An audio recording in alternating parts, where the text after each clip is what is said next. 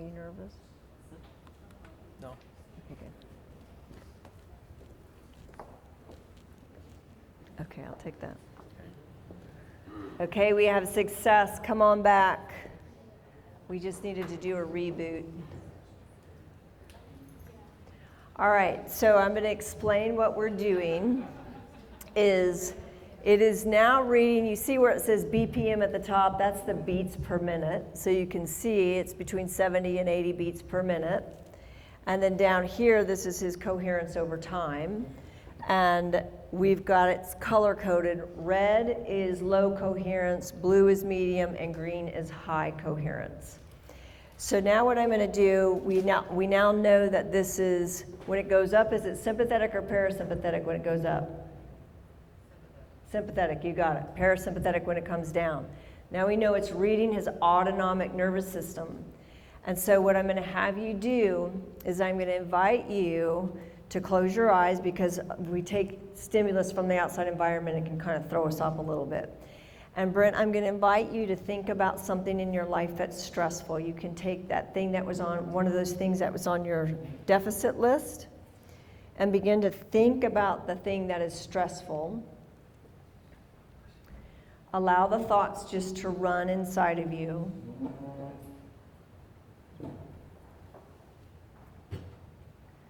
Notice where you're feeling it in your body.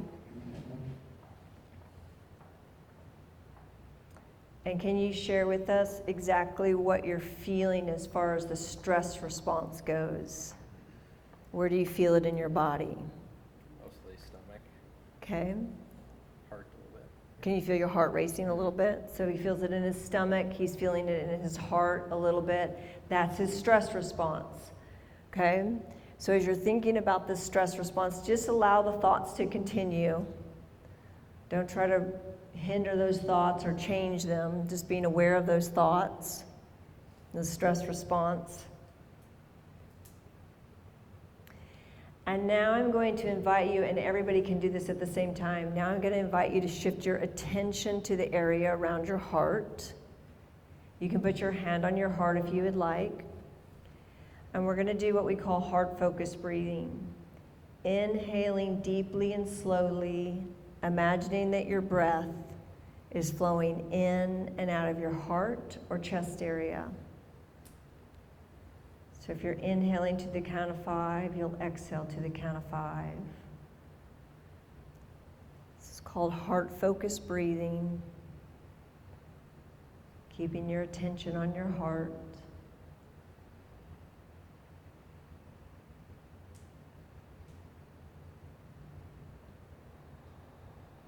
If your mind wanders, just bring it back to the area around your heart.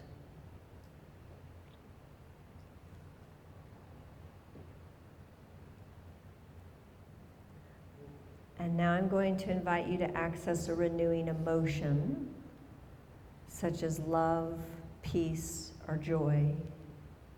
And the key is to feel this emotion. Don't just think about it, rather feel it. And breathe this emotion in and out of your heart or chest area.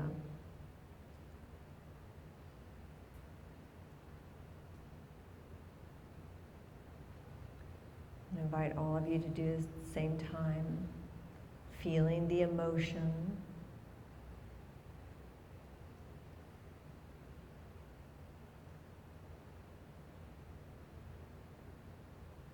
So it's heart-focused breathing with the renewing emotion. See if you can even turn up the energy of the emotion, like you're turning up the volume on a car radio. See if you can increase the energy of the renewing emotion.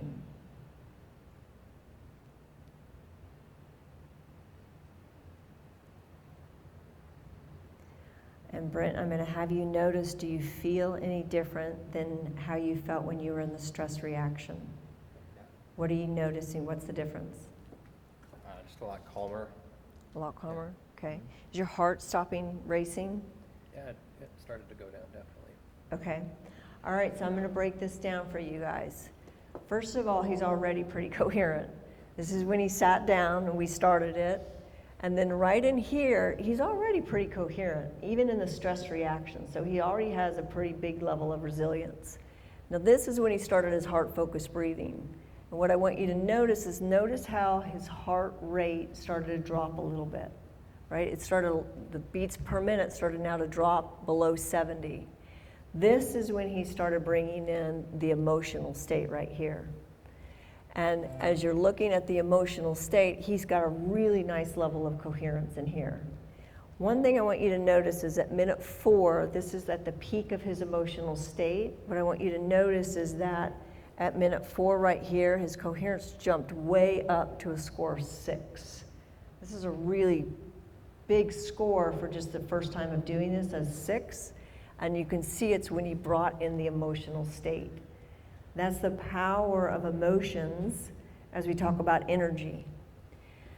Now he's just listening, right? Look what happens to his body. He's probably not self-regulating. You're just listening, so you're not practicing. And look at what's happening. He just kind of went back up into the thinking mind, habits and patterns up here. Look at this now. His heart rate is, are you self-regulating right now a little bit? Trying to. So, and look, it's working, right? It's coming down in the self-regulation. And so he's 66% green right now, which is a fantastic score for somebody that's just beginning with this. And so now I'm going to take you through another exercise so we can see what it looks like on here. So I'm going to invite you to count backwards by 7 from 100. So if you can start to count backwards by 7 from 100. 93, 86. Nobody's judging you, Grant. Oh, yeah. Where am I? 79, 72, 65. Okay, that's great. I typically do this and put somebody on the spot when they're already really coherent, just to show the power of, he went into the thinking mind and he got a little bit stressed. Look what happened. He dropped into the red, right? He went way up here, heart rate went way up. So this is what happens when we go into the fight or flight. We move, our heart rhythms go way up. Look how the difference is right here. Look at how beautiful and coherent this was over here. Then we go into that thinking mind, or we get put on the spot, we activate the fight or flight, and then it kind of throws us out of whack. And now you can come right back into self-regulation, shifting your energy to the area around your heart, start the heart-focused breathing, and you can come right back into coherence, into green.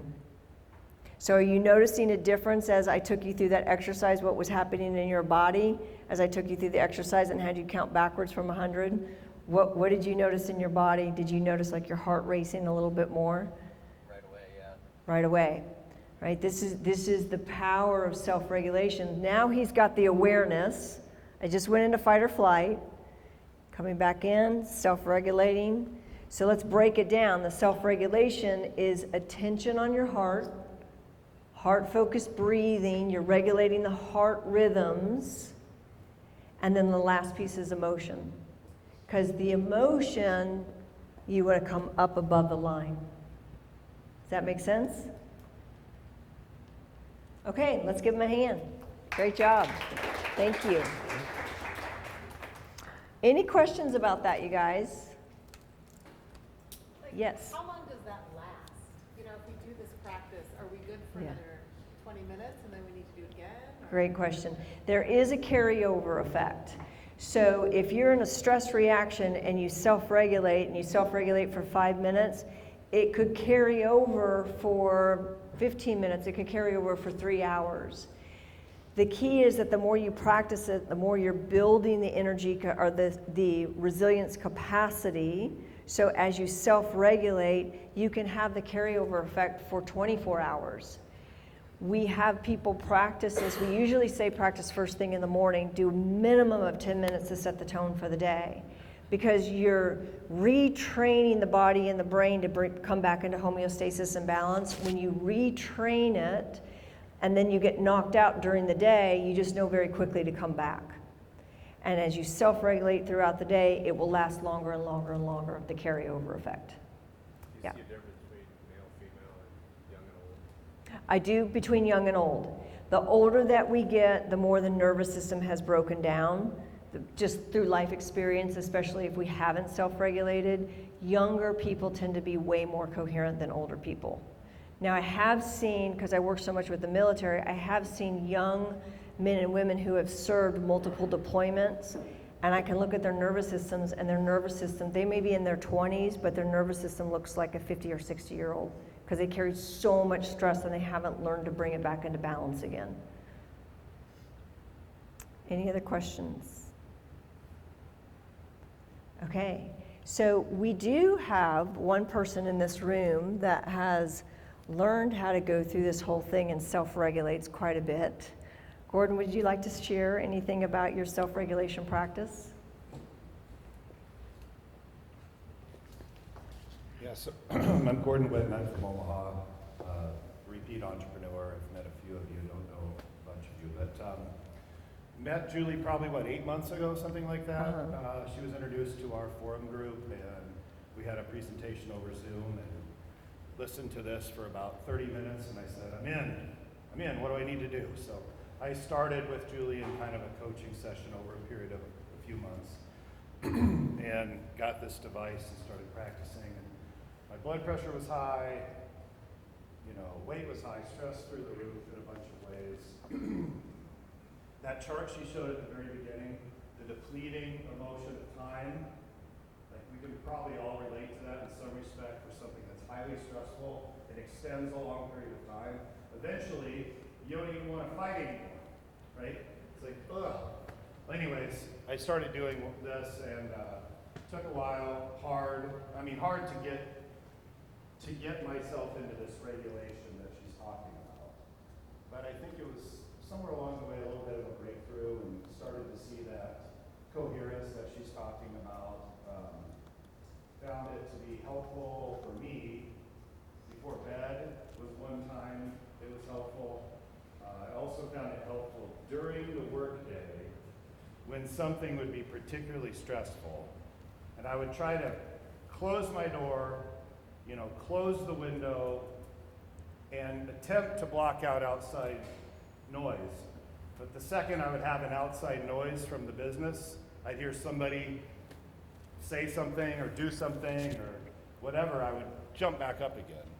So I found it to be difficult. Fight or flight is sort of what I've always lived in. And I told her, I think it started when I was in football as a kid.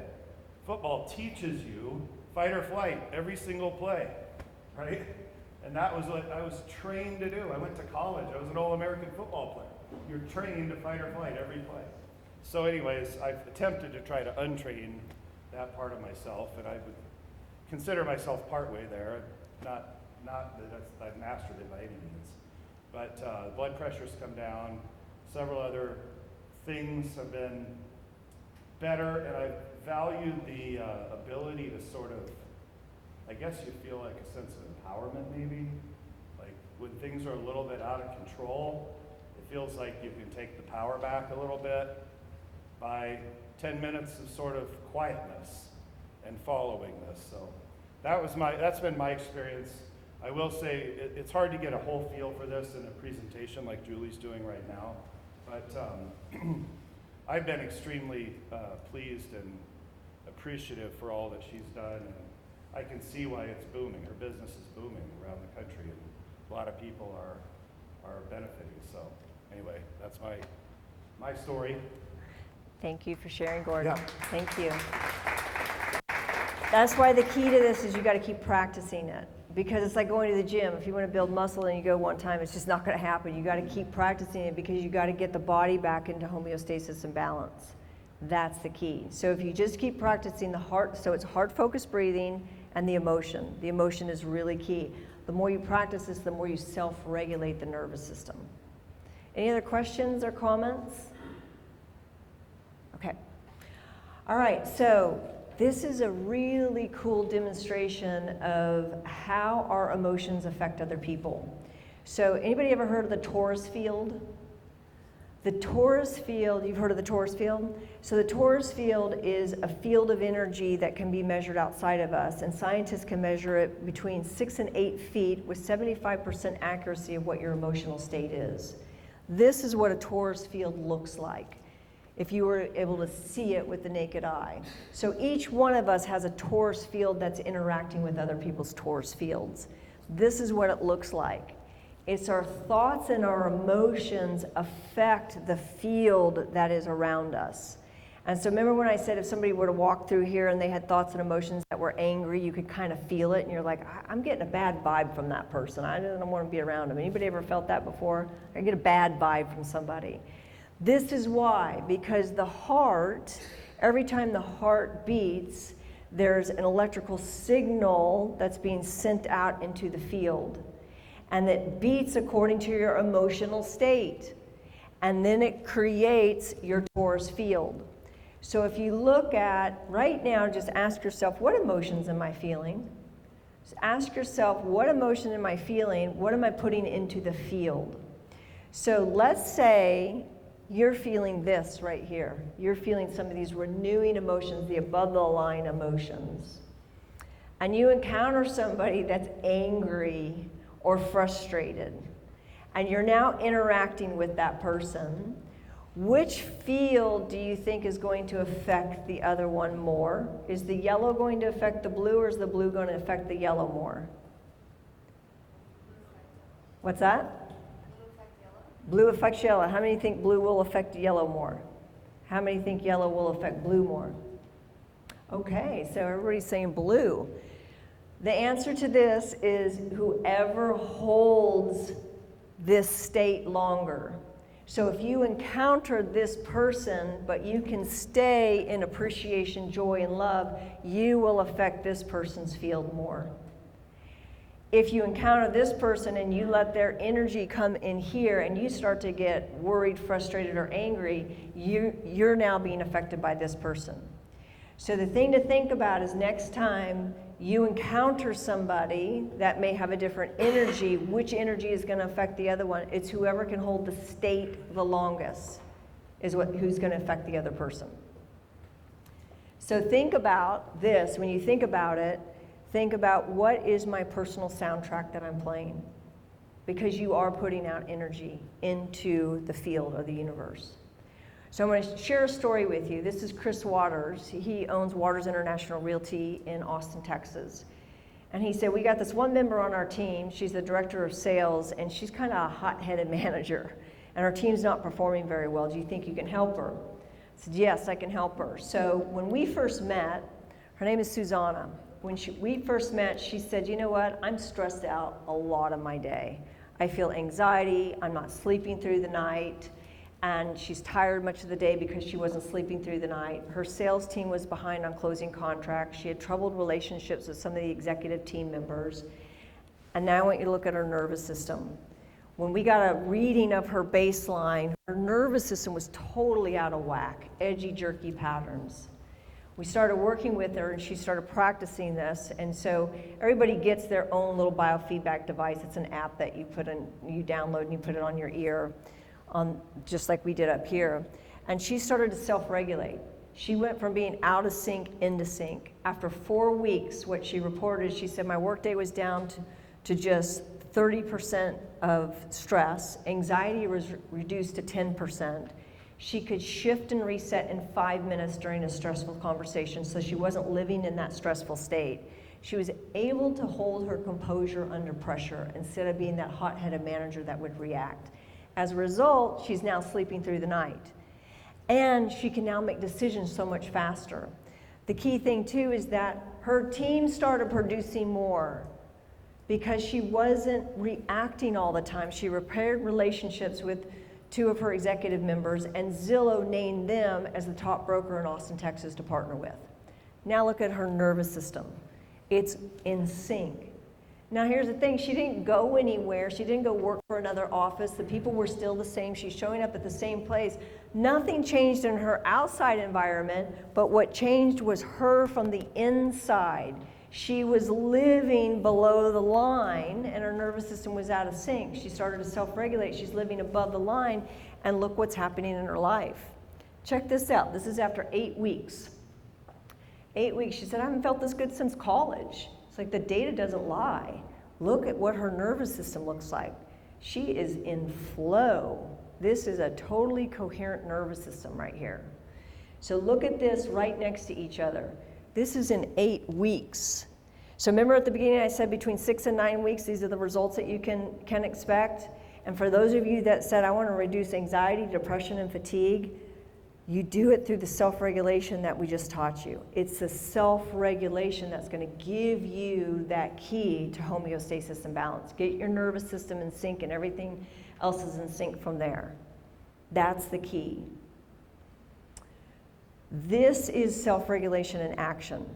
So this is anxiety. So this is one of our clients. She said, I felt anxiety. I knew my heart was racing. I was really mad at a coworker. She hooked up, and what we tell people is hook up to your app, just let it run so you can see what's happening inside your body. She let it run, and then at about 8 minutes, she started the self-regulation practice. Heart-focused breathing, changing her emotional state, moved into a state of coherence. Now this goes back to your question, how long does it last? Coming back into homeostasis of balance, she's now centered the rest of the day. So, and if she starts to feel out of whack again, she starts self-regulating. The key to this is, if she stayed here, what do you think would have happened to her during the rest of the day? What do you think would have happened to her energy if she stayed in this state? High heart rate, incoherent. Do you think she would be fatigued by the end of the day? How many people think that she would lose her energy by the end of the day? Yeah, her energy would just drain, right? That's a deficit. And so the self-regulation, we call it plugging the energy leak. She plugged the energy leak, and now she's able to produce more. This is why so many of our clients say, I can increase my productivity by 50 or 60% because I'm plugging the energy leaks. Does that make sense, you guys? Okay. All right. Many of you guys know, how many of you guys know Steve? Okay, anybody else know Steve? Okay, so Steve, when he came to this, I really love this about Steve. He said, you know, when I came here, I felt disconnected. I felt anxiety. And when he started to self-regulate, this is so beautiful. He said, my biggest win is I can connect to my heart. My head is not running the show all the time anymore. I'm using my heart's intuitive intelligence, and I can lead with my heart instead of with my head. Love this, what he said, is he said, I can visualize my future in a whole different way. When I visualize my future, I know I'm in control of it, and I can use what I'm learning to create my future. He is, instead of becoming a victim of circumstances, he's creating over them, and he can create his future instead. So this is a big piece of this, is the head-heart connection. That's the big piece of it. So when Brent was up here and I asked him to count backwards, did he go from his head, or did he go from his heart to his head? And he got analytical. If you're too analytical, you cut off the access to the heart. So the key is, how can I do the head-heart alignment together and live my life from the head-heart connection together? Okay, so this is a quick recap. This is shift number 1, manage energy and not time. This is how you're going to keep that blue line at the sustained high performance. Shift number 2, be conscious of your unconscious energy. What percent of us is running on habits and patterns? Do you guys remember the percent? 95. Some of you guys are younger than 35, so you still have some time. And then self-regulation for coherence. That is the key. This is the big one. You're going to build your capacity. This is the step for all of you who said you don't sleep at night. That's the step. Okay, we're going to go into shift number 4 right now. So we're going to do an exercise. Go back to your sheet and look at the words that you wrote out about your stress reaction. Look at the words that you wrote. When you were feeling stress, reread those, and as you're rereading them, I'm going to ask you, do those words give you energy or do they drain your energy? How many of you guys, when you reread that, does it drain your energy? Yeah, most of us, it drains our energy because our words have a particular vibration to them. And when we look at our words, We now know that your words can turn on the fight or flight response alone just by thinking a certain thought. You guys might be in the stress reaction right now just rereading what you wrote down. How many of you guys actually can feel the stress response reading what you wrote down? Yeah, a couple people. That's how powerful our words are. So, anybody ever hear of Emoto's water experiment? This is really cool. I encourage you to look this up on YouTube. Go look at some videos. Dr. Emoto was a scientist, and he wanted to show the power of our words and thoughts. So what he did is he had water, and he had people say certain things over water. And so the words that they would say, like thank you, then he would take that water and he would freeze the water, and he would put it underneath the microscope, and he wanted to see the crystalline structure. So this is the crystalline structure of thank you, wisdom, truth, eternal. Aren't these beautiful? They're so beautiful. Look at angel, I love you, peace. These are all vibration and frequency. This is the laws of energy. Now look at the negative words. You fool, you make me sick. Polluted water. This is polluted water after a prayer. This is the power of your words. What percent are you of water? What percentage of your body is water? What is that? 80%. So our brains and our hearts are roughly 83%. On average, we're about 63% on average, but different organs have a different amount of water in them. So for those of you who said the negative internal dialogue, notice what you're saying to yourself. If you're saying stuff like, oh, I'm so dumb, why did I do that? What is that doing to the water in your body? You guys are all realizing when I say certain things, this is how my body feels. This is my stress reaction. So we're going to play with words a little bit here and the power of words. Now I'm going to give you some more science behind this. The National Science Foundation did a study, and they said we have between 2,500 and 3,300 thoughts per hour. That's per hour. Most of those are on the subconscious level. Any idea what percent of those thoughts are negative? Any guesses? Did I hear 90 and 80 over here? 80% are negative. I can't, I don't want to, it's too hard. And then guess how many are the same thoughts as the day before and the day before that? What? 95%. Remember, we are living in habits and patterns. So I guarantee you, if you don't stop the cycle, in a week from now, you're going to be thinking about the same thoughts and probably feeling the same way. This is why the awareness of it is so important, because so much lives in our subconscious. And so when we look at this, remember, these are habits and patterns. 80% are negative and 95 are the same thoughts as yesterday and the day before. And the conscious mind, here's the key about the conscious mind, you guys, is the conscious mind is where we have power over choice. This is where our choice is. The subconscious doesn't have power over choice. So we got to be in choice, and this is responsible for our logical thinking. This is how we get through the world. I'm going to think about this to make X, Y, Z happen. It's logical thinking. Our subconscious takes direction from the conscious mind. So if we say, I'm so stupid, why did I do that? Or I can't figure this out. The subconscious is listening, and it plays back what you say, because it doesn't interpret. It just says, like, oh, if this is what you're saying, that's truth to the subconscious. Inside the subconscious, it's literal, and it responds to habits, emotions, and imagination. This is the key. It's responding to habits, emotions, and feelings. That's why I say the emotional piece is so important, because if you want to get into the subconscious and change things in the subconscious, you've got to be able to access the emotional state. So in order to change, we literally have to break the habit of being ourselves. Break the habit of being yourselves. There's a great book by Dr. Joe Dispenza called Breaking the Habit of Being Yourself. It's an awesome book, and he talks very in depth about how to break that habit. And so I'm going to share with you, this is based in neuroscience, I'm going to share with you a video of what happens inside the brain and the body when we are saying particular thoughts. And so how many of you guys can get caught in a negative loop, negative cycle? And then, do you want to break that negative cycle? Like, when you think about how do I break that negative cycle, I'm going to show you why it's so hard to break from a neuroscience perspective. Now, this video is based on somebody that is angry. So there's somebody that is having angry thoughts. So what happens is they have a thought. My boss is unfair. A neural network fires in the brain.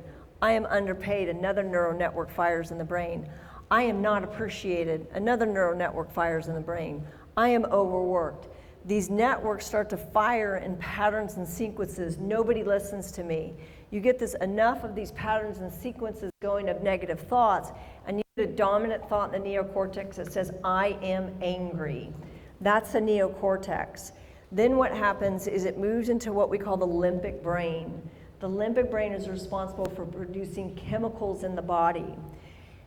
It produces chemicals, the chemicals of I am angry. Those are sent down in the form of neuropeptides and neurotransmitters. Those chemicals go down the spinal column. Now here's the key, you guys. It goes down the spinal column. Remember the adrenals? The adrenals get activated and you get that jolt of energy. That's the fight or flight.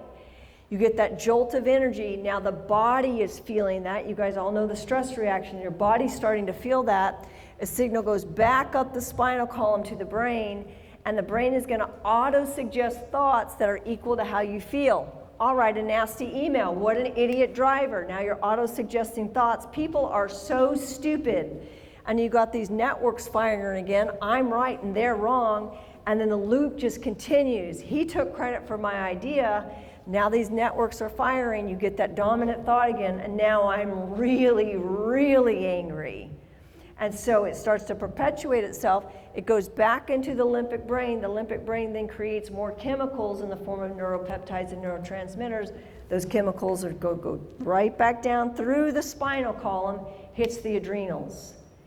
You guys are starting to feel this, right? When I ask you about the stress response, you're feeling it where it shows up in the body, and then the cycle starts all over again. So it's really, really key to understand is that the brain will auto-suggest thoughts equal to how you feel, and when these adrenal glands are activated and it sends that signal right back up to the brain, you're going to start thinking even more negative thoughts. That's the cycle. So one way to stop the cycle, we now know, is self-regulation. You guys know what self-regulation is now. And inside that self-regulation, that is one way to stop the cycle. The other way is what I'm getting ready to show you. This is all about neuroplasticity. The brain can change itself. Science has shown that you can be 90 years old and still change your brain. That's what neuroplasticity, this is how we learn and how we grow. So if any of you guys are like, man, I just had this thought that I cannot stop thinking about, or this is what we worked with the military with PTSD and trauma, we get them to stop thinking those thoughts by changing the brainwave.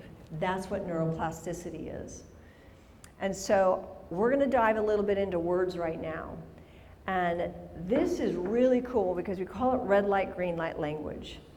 Red light language is when we say stuff like, I can't, it's too hard, I don't know how. Think about it, it's stopping you. You're saying words that are stopping you.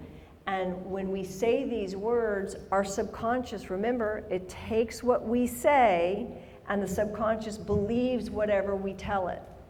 Subconscious is what percent of the brain is the subconscious? 95%. So if you're saying stuff like this, the subconscious is like, yep, you're right. We get to upgrade this into empowered choice. This is ineffective choice. We're upgrading it. And when we upgrade it, then we speak language that gives us energy, empowers us, and reflects our greatest ideas and possibilities. So let's look at a couple of examples of this. I choose, I will, I have, I can. So if you're saying I want, and you can upgrade it to I choose to have whatever it is, I will have, or I have. Here's another upgrade. I can't to I can, I choose, and I will. It's too hard. One of my favorite sayings is I choose to make this fun and easy. I encourage you guys to write that down. I choose to make this fun and easy. Let's do a couple of them together. If you were to start with an upgrade of I can, I will, or I am, or I choose, what would be an upgrade to I don't know how? I can figure this out. Which one empowers you? First one or the second one? Which one empowers you? Which one gives you more energy? I can figure this out. How about this one? It's out of my reach. What's an upgrade to that one?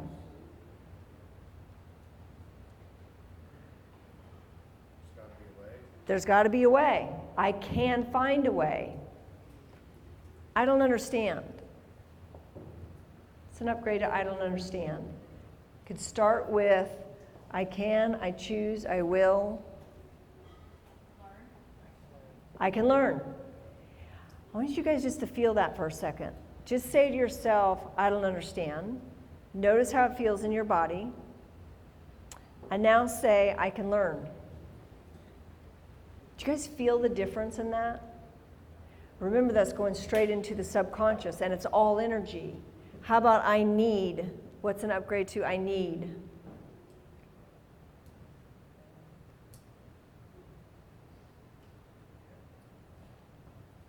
Starts with I can or I have. Right? Just I can, I need, I choose to have. So these are your upgrades. You can even add I will to these.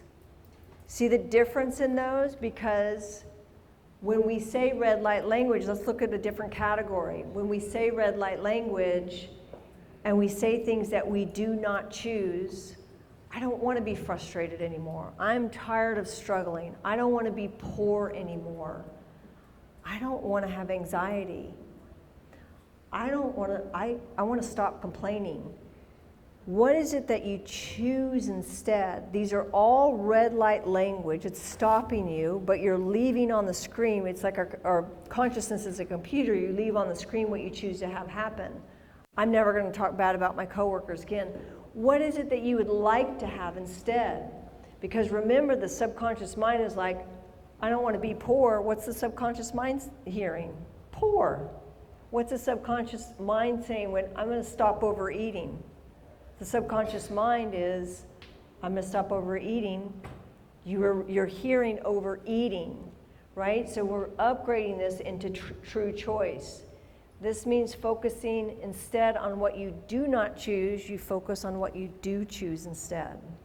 That's the key. You're focusing on what you do choose to have instead. So let's look at a couple of these. I choose to not be frustrated. It's the opposite of frustrated. I'm choosing to be calm. How about I choose not to struggle? I choose to make this fun and easy. Not be poor. I choose to have money. Do you remember the story that I told you guys at the beginning when I said that my digital manager said she was leaving and I got stressed and I went into the negative dialogue? How am I going to do this whole thing? This is not going to work. And I caught myself and I said, I have my perfect team. I have my perfect team.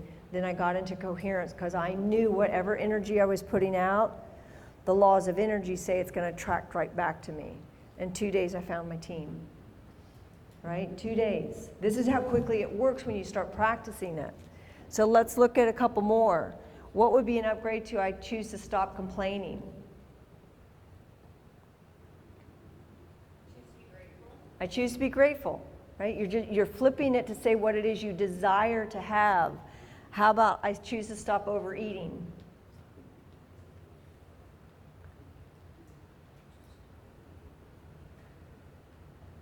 Throw some ideas out.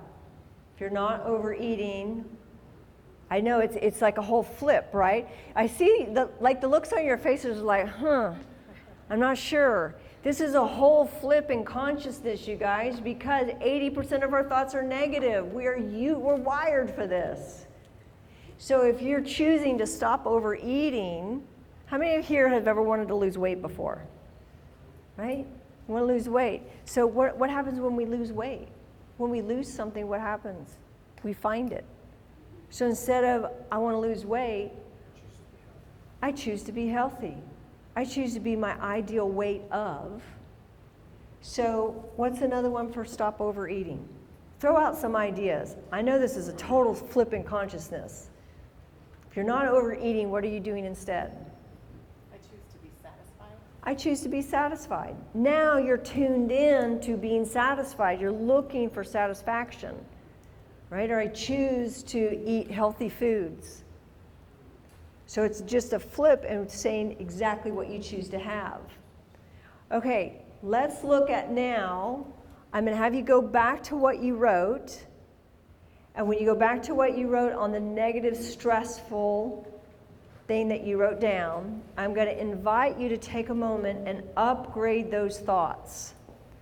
So you're going to upgrade your thoughts, and I am going to ask for a volunteer to share this, and I want you guys to just go for it. Just what would it be like if instead of 80% of my thoughts are negative, 80% of my thoughts are positive, and go for exactly what you desire. If you didn't have those negative thoughts, what would you have instead? And go ahead and write that out.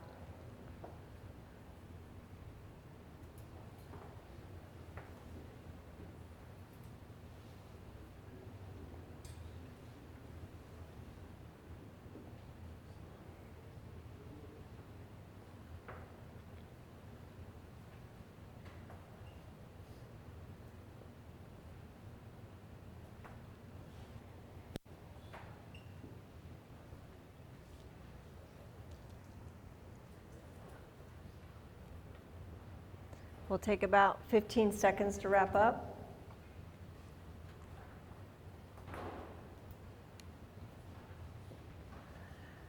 Okay, would anybody like to share their upgrade? What did they notice? Did their upgrade empower them? Anybody like to share?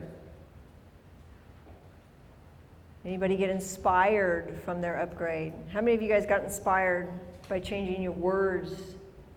A couple people got inspired. Anybody like to share? You don't have to share the exact thing that you upgraded, but what did it do for you? Could you see a different possibility where maybe you didn't see a possibility before? Anybody like to share?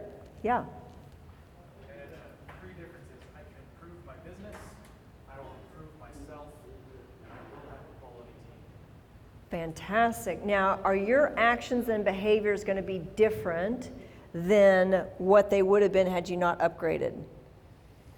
At least to a degree. Yeah, right. Our actions and behaviors will change based on how we're thinking, because it starts with thinking. The way we think drives our actions. So if you're thinking negatively, what are your actions going to be? So notice that. I'm going to inspire you guys that anytime you have that red light language, upgrade into one of these, because your actions are going to be different. Anybody else like to share? Okay. So Bill Birch, when he was working with us, he's a vice president of customer service. And he said every time something got escalated to him, he got really nervous and anxious because he didn't know how angry the customer was going to be. And so he went into a stress reaction. He started to self-regulate. Then he started to talk to himself differently, saying, I'm going to resolve this customer's problem. I'm going to handle this with grace and ease. He started talking to himself and self-regulating to move from down here of living in stress and move up here. And he called me one day and he goes, Julie, I haven't woken up happy on a Monday in 25 years. This was the neuroplasticity of his brain.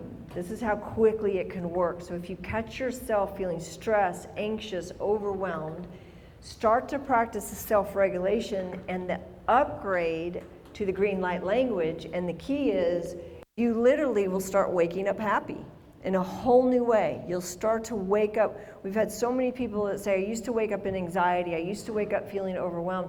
I'm waking up happy now. And that's the key. You're waking up happy. And so this is the key right here. Speak what you choose to have happen. If you take one thing away from today, speak what it is you choose to have happen, because we create with our word. So be very conscious, am I using red light or green light language? Speak what you choose to have happen. Okay, this is what you need to win. Manage energy, not time. Become conscious of your unconscious energy. Self-regulation for coherence. And then transform your thoughts, create new results. So inside this, we're going to wrap up with an exercise. So on your handouts, there's one last page on your handouts. And I love this exercise because it brings it all together. And this is an exercise that we typically do with teams to see how their thoughts and actions have an effect on their team's performance. So we're looking at the vibrational awareness, right? I'm going back to that energy. Are you above the line or below the line? So higher vibration, the attitudes and feelings in higher vibration is calm, confident, patient. When you are living in higher vibration emotions, this is how, in particular, this person tends to act and behave when they're in higher vibration. They're supportive, they're collaborative, they're open to ideas, they're more dependable. And if you look at this, the effect on a team's performance when you're in high vibration, it saves a lot of time and energy. It enhances creativity, fewer mistakes. When you're looking at this, how you show up, remember the torus field starts with your energy, then we look at how you tend to act and behave based on your energy and how it affects your team's performance. Now let's look at lower vibration. If you're impatient, cynical, angry, mad, how do you tend to act and behave? Remember that fight or flight? You might argue or dramatize, or you might withdraw. You may be resistant. You don't follow through. You blame other people. And this is the effect on the team. You can waste a lot of time. You have more mistakes, missed deadlines. So I'm going to invite you guys right now. You're going to create your own vibrational awareness map. And when you do, I'm going to just have you write down, when you're in a higher vibration, what are the feelings and emotions that you have? How do you tend to act and behave? And then what are the effect on the team performance? So you can even go back to your assets and deficits and look at those and take examples from your assets and deficits. But I'm going to have you take a couple minutes and create your own vibrational awareness map so you can see how this plays out, because you guys are all managers in here. You're running teams, you're running companies. How does your particular vibration affect your team's performance? So take a moment and write down your higher vibrations and your lower vibrations, and just follow this map if you would.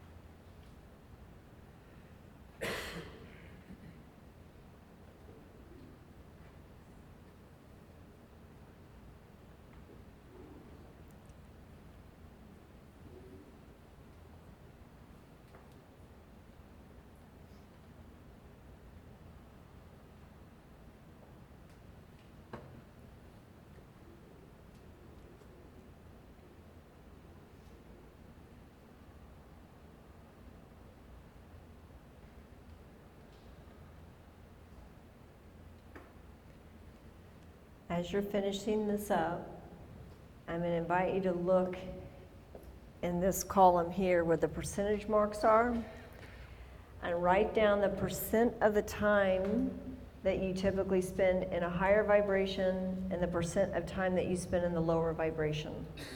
And just have awareness of where your energy is. As a leader or a manager, are you spending more of your time in the higher vibration or in the lower vibration? Just write down the percentage of the time, because remember, it's all about energy.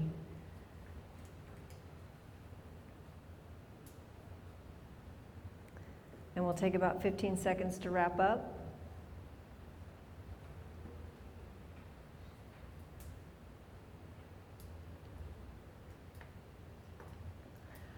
Okay, I'd love to hear from a couple of people.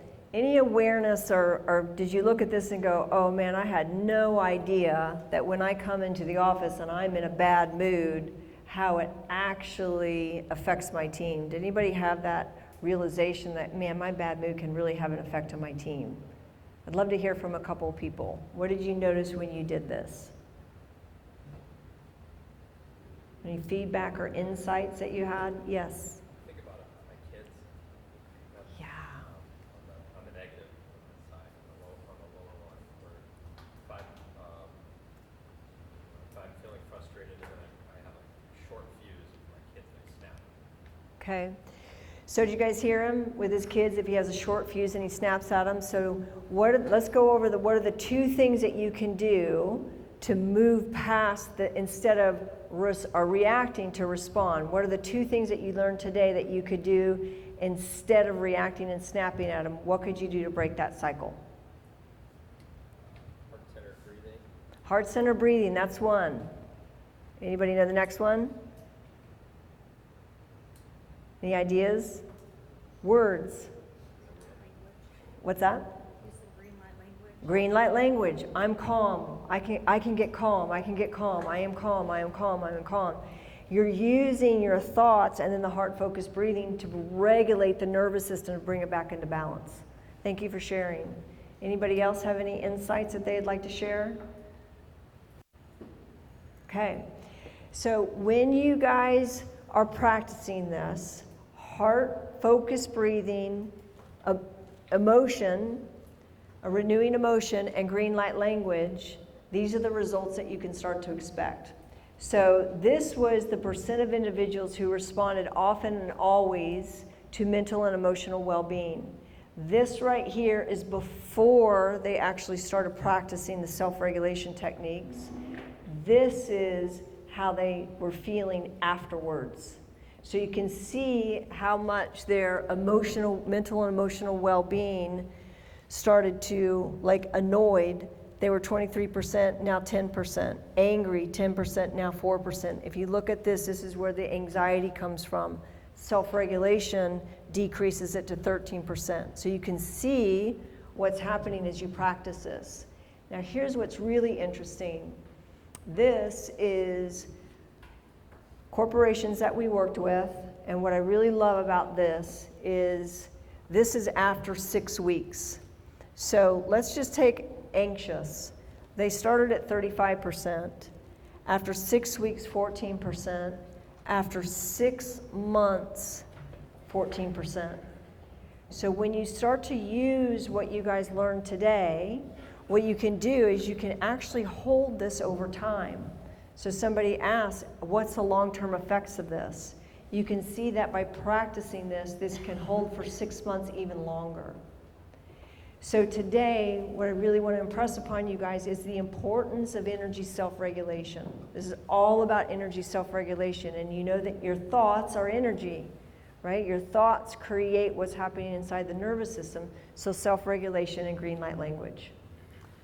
Okay, and when you do this, this is how we can drop these numbers here as you're practicing this.